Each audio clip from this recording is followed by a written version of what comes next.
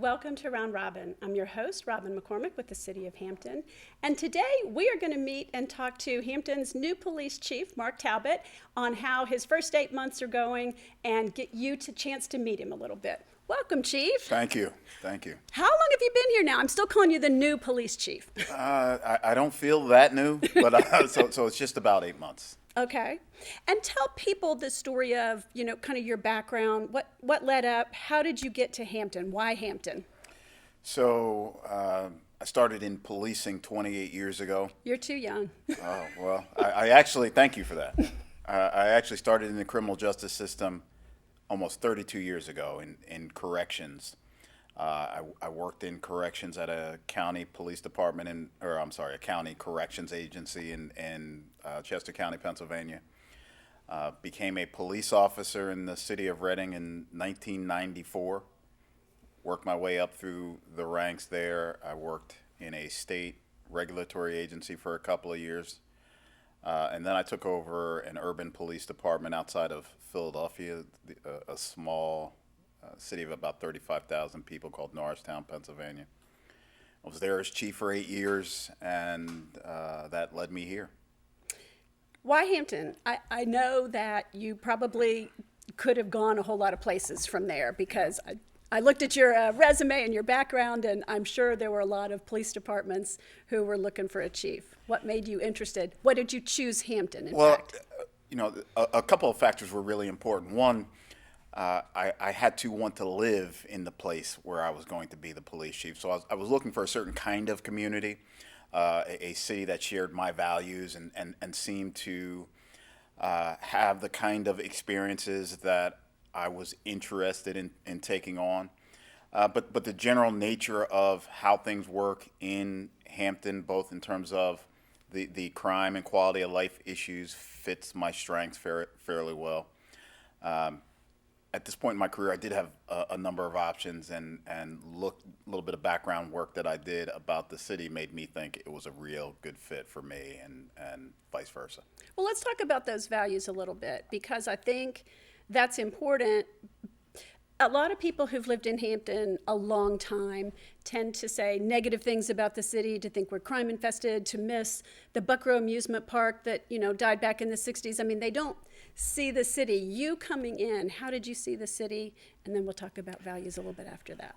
I think it's really easy to start to see the place where you live or you've lived for a long time through the lens of history. And you stop seeing what's there. There are a number of stories that sometimes frame your view of a neighborhood. You might see a crime that occurred in that intersection, or you might see something that was significant in your life, and it can easily cause you to miss the beauty of the place that you are living. For me, it's a beautiful city. Geographically, I love the way that it's laid out. I'm still astonished at the lack of traffic, given what I'm used to. We don't see that either, well, I'll tell you. Coming from the Northeast, traffic here is nothing compared to what I'm used to. It is, as I said, it's a beautiful city. It has its challenges, but all urban environments do. And there's also a lot here in terms of resources that you don't see in a lot of other places. There's a lot of collaboration here that I haven't seen in other places between both city departments and other agencies, state, local, federal. So it really has a lot going for it from my perspective. Sometimes I think, and this dates way back, way before me, but they used to call it the Hampton Way, and it really was this collaborative form of government. And it's the only form I've known, because I just came into the city as an employee 11 years ago, but I forget that it is unusual for a municipality. It is very unusual. And it is, I think you can also say it's exceptional. And if there's any big improvement opportunity, I think it would be for people who have been here a long time to look around and see how it works in other places. It might help to restore the reputation that some people have for the city. So what are some of those challenges that Hampton faces in terms of crime and preventing crime and really having a healthier city? Yeah. So gun violence is the modern urban policing challenge. It is like that in every urban environment throughout the country. Hampton is no different. The rates of gun violence here in some neighborhoods are higher than they should be. And in other neighborhoods, there's almost none. In right? other We see that. neighborhoods, there's almost none. Gun violence tends to be highly concentrated, and even within the concentrations, within certain parts of neighborhoods, it's concentrated even further in relatively small social networks. That's a challenge we are dealing with here. We've done a lot in my tenure to push that in a positive direction. In terms of quality of life, there's the opioid crisis, which we don't even talk about it that much anymore. Since the pandemic, it has been. It's been overshadowed. It has hasn't it? absolutely been overshadowed. I think that's exactly what's happened. But it's still very real. Many people are losing their lives and destroying their lives over opioids and other narcotics, and just crime in general. Again, the way that I look at it is any place that you have suffering, you have crime. So, what is your philosophy about dealing with it? Because I think we've all really learned you can't put if you even could afford to put a police officer on every corner, that wouldn't necessarily, I'm having trouble today, fix it. I mean, it's somewhat systemic, and you have to go about it a little bit differently. What is your philosophy on that? You really do. Now, it has become sort of cliche that you can't arrest your way out of crime problems. But I think that obscures the nuances of what you need to bring to policing. Some problems you can arrest your way out of, and you should. If you have people living among you that are life-threatening, and there are ways that you can remove them from the community, you need to remove them from the community. Make no mistake about it. But the vast majority of what we see in urban environments, we have to do a much better job at preventing the crimes on the front end. Some of the ways that you do it generally involve things outside the scope of policing, with education and social service and mental health and that sort of thing. But in terms of what we're responsible for, we need to be extremely good at identifying the concentrations of problems, looking for your repeat offenders, looking for your repeat contacts and calls for service, identifying the neighborhoods that are getting hit over and over again with theft from autos and stolen cars and these types of things. Again, crime doesn't spread itself evenly throughout any environment.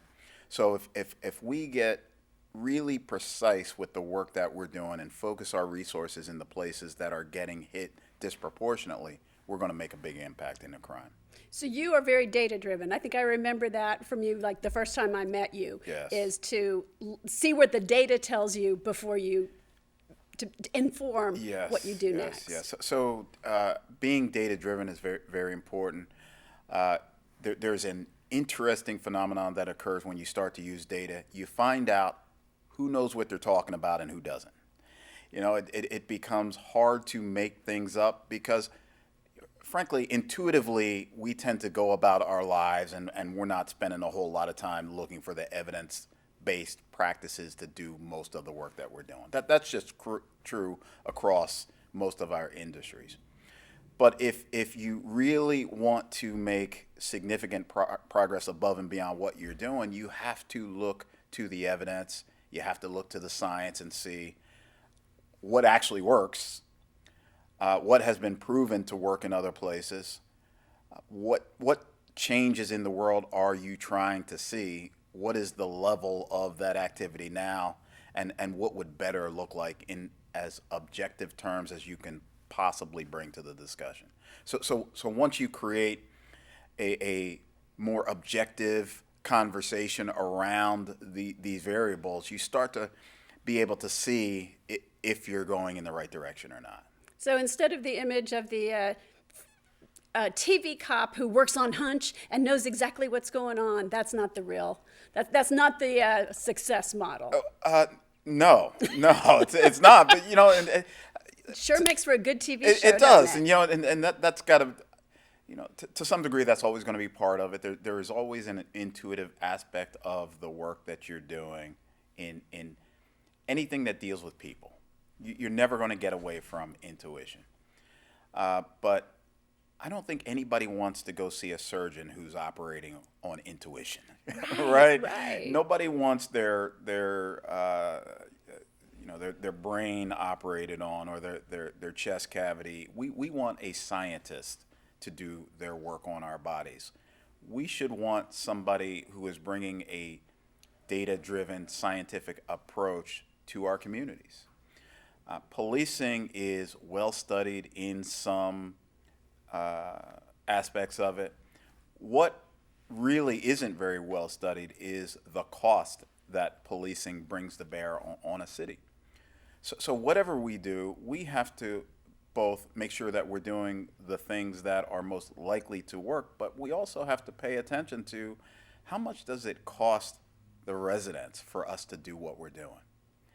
In other words, if one of our priorities is to make the roadways safer, it's fundamentally going to be better if we do it with the minimum amount of coercive authority that we can possibly bring to it. Okay. Because every time you pull somebody over, there's a cost that person and society is paying to a certain degree. So more of a social cost, what it There's means. a social cost. Right. And the cost goes up along with the coercive mechanisms that we're using. Right. In other words, if I'm using handcuffs, or if I'm using a nightstick or an asp, or if I'm using a taser or deadly force, well, now the cost is literally somebody's life. So we should always be searching for the mechanism of making our cities safe that allows us to bring the least amount of pain to our cities. And that's been an issue nationally, I think. Escalation of force, overuse of force. You can't, as a police officer anywhere, I don't think you can get away from that discussion. Are people targeted? Do you use excessive force? How do you feel like Hampton is in terms of trusting relationship with our police department, maybe compared to where you've been or what you hear from other chiefs, and how do we continue to strengthen that? I really try to resist answering that question because it's not mine to answer. Right? In terms of whether or not we are trusted, that is up to the residents. I would love to sit here and say the Hampton Police Division enjoys a great deal of trust from the residents of the city of Hampton, but I think it's artificial. And I think it is something that we have to, one, leave as an open question, and it needs to be a part of what is aspirational to us. But also objectively, I think there are things that we can look at to see how often are we able to solve crimes based on reports from the public. How many calls for service are we getting in a particular neighborhood? Right? In other words, do people trust us enough to even call when something's going on? So there are a number of things that we can look at objectively to say whether or not we're moving in the right direction, but ultimately it is up to the residents to answer that question, whether or not they think that we are an entity that they trust.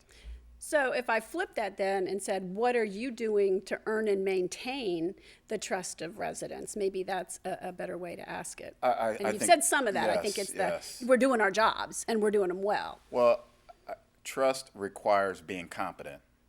First of all, you probably should not trust somebody who is simply unable to do their job for whatever reason. So bringing a very an approach to policing that is effective, relentlessly pursuing relationships, which means that when we're interacting with the public, we are working hard to make sure we're following up and achieving mutual goals, and realizing throughout these interactions that we have that our destinies are tied together.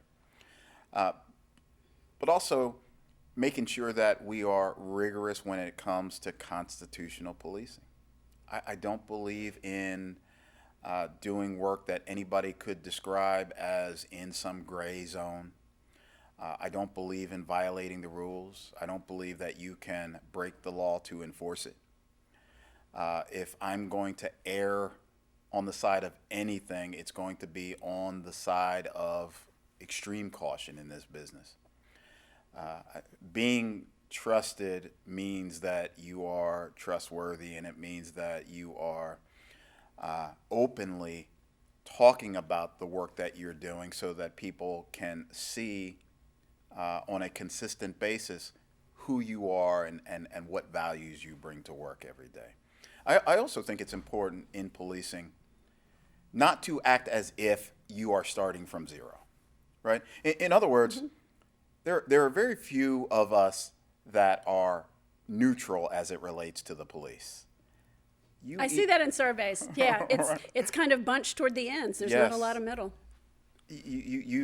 People are polarized. People are generally very supportive, or they don't like us at all. And no matter where you are on that spectrum, we need to remember when we go into a neighborhood, there are thoughts in people's minds, and we should behave in a way that is targeting trust. So if I'm going to do something, well, I should tell the people that are there what I'm doing, why I'm doing it, why it matters. Not roll into a neighborhood, do the work, and disappear as if the people that live there don't matter. So getting the police force to know the community better, talk with the community, interact rather than give commands. Yes, 100%. Now, obviously, a lot of the national discourse around police officers involves race. Yes. How do you come to that discussion from your background? I mean, it involves gender, it involves age, it involves a lot of things, but race is clearly a huge factor on where in the spectrum people tend to fall. Yes. So actually, it was only recently for me that I started to talk very openly and publicly about race. The vast majority of my career in policing, which extends about 28 years at this point, I've chosen not to talk much about it. I no longer think it's a good idea, and I no longer think it's ethically the right thing to do. Race is woven, as you alluded to, it's woven into the fabric of the criminal justice system.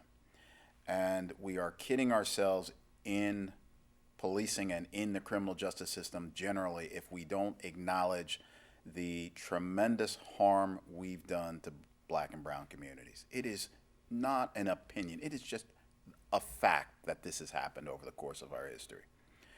And it's also factual that much of what we have done historically is still evident in many of the things that are existing now in the criminal justice system. So what do we do, and what do I do in particular as a black man?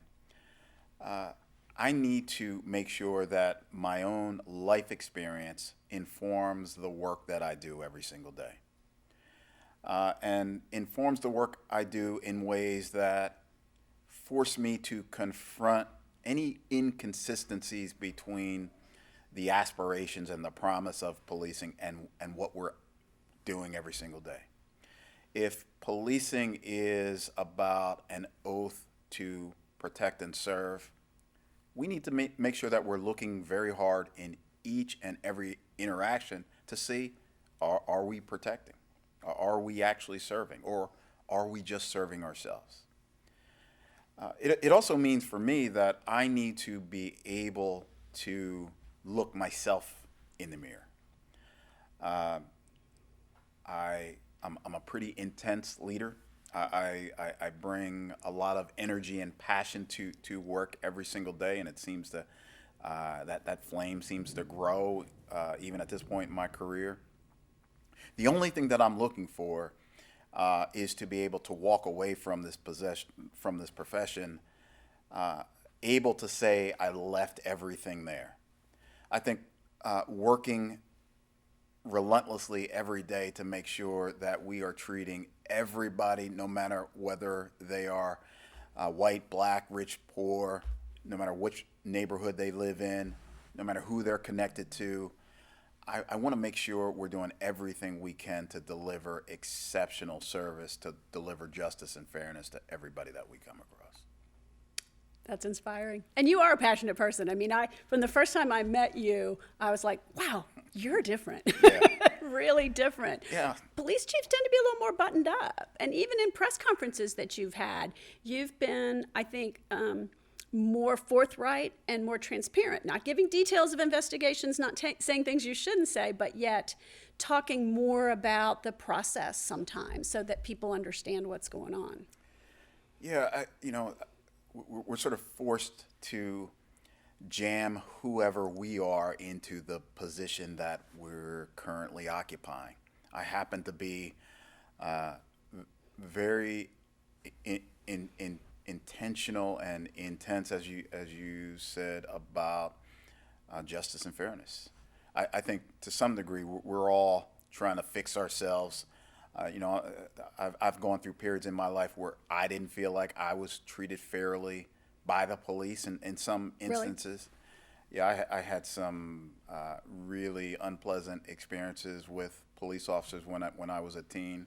Looking back, I didn't recognize it then. Looking back, it was clearly fueled by racial bias. Clearly. Didn't recognize it at the time as 18, 19 years old. I bring that with me to work every day.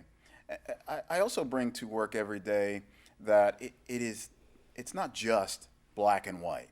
There are, in terms of the categories that can bring you harm, if you're different in any way, you are vulnerable. Maybe it's your sexuality. Maybe it's your gender. Maybe it is your age, whether you're very young or very old. Maybe it is your income. Maybe it's your hairstyle. There are a number of things that can be religion, used. certainly. Lately. Absolutely, yeah. It could be your religion. So there are a number of categories that make us, in many ways, vulnerable to powerful people. That drives me every single day. And it drives me crazy to think that I now occupy a very privileged position in the community. I'm uncomfortable with that. I'm really uncomfortable with the deference that I get shown because of the job that I have. I want everybody to get that. Because I think everybody why does one person matter more than any other? I think anytime that we establish conditions in which we create hierarchies and this person walks in the door and they get exactly what they want when they want it, and somebody else walks in the door and we ignore them as if they don't exist. I want to do everything I can to create a world that's a lot different than that. And that's what you're working toward. That is what I'm working toward. Now, I had planned to end the interview right here, but because there's a real hot button issue in the community, if you're okay, I would love to talk about it just a little bit. Sure. So you have been personally attacked. Every police chief gets tested, and you never know what it's going to be, but this time it was a missing toddler. Yes. And people are questioning not just your department, but you personally as a man, not necessarily as a chief. Yes. How do you respond to the community? How does that feel, if you're willing to share? And how does it shape what you're going to do? It probably, my answer probably depends on whether or not it's close to the beginning of the week or close to the end of the week, or or if you've worked all weekend. Right. Depends on a lot of things. Where I'm at right now, I am okay with all that I signed up for. I recognize that the position of police chief, people tend not to be neutral about that either. I imagine that many of the people that are deeply critical of me probably wouldn't have liked me anyway. They would have found another reason. I'm really secure in the work that I've done around this case. I'm very secure about that. I'm very secure in the work that the Hampton Police Division has done. Now that is not to sort of smooth over in any way the very public admissions that I've made about things that have happened that I did not like. I still feel the same way. I don't like it any better now. But that was, I mean, I don't know if it was just me. That was momentous to me that you came out and admitted your department made a mistake. I mean, that doesn't happen much. And mistakes probably happen a lot because, you know, everybody in a uniform is still a human being. And so, how do we, gosh, how did you do that? I mean, the reality is that if you are dealing with human beings, you will have mistakes, and the obligation, in my mind, for somebody who works for the public is to simply admit what the mistake is. Don't wait until somebody digs all in your stuff and once you're caught, say it. For me, the way to build trust is to be very quick to come forward with your shortcomings. I do think the vast majority of people accept we are human. We will make the mistakes that human beings make. I think that they also don't want us to do it again. Right. You know, if I jump on right. TV again and say, hey, guess what, guys, we did it again, people would be rightly outraged. But I think that's what you do. And that's what I will continue to do. If there's anything that sort of agitates me a little bit about the controversy in this case is some of it doesn't make any sense. If I made a conscious decision that was controversial both internally and externally to be forthcoming with our mistakes, why would I also not try very hard or not be very enthusiastic about solving one of the most important and emotionally challenging cases in my career? It is the illogical aspect of some of the criticisms that sometimes don't feel so good. And I'll also say this. I don't, being a black police chief, being in fact the first black police chief in the city of Hampton, criticisms that are being thrown at me seem to fly in the face of that. Sometimes in black America, we have seen that the people in positions of power, authorities, the police, don't seem to be as enthusiastic or as interested in black victimization as they are in the victims that look like the people in power. That same criticism doesn't seem to make sense given who I am as a leader and who I am as a human being.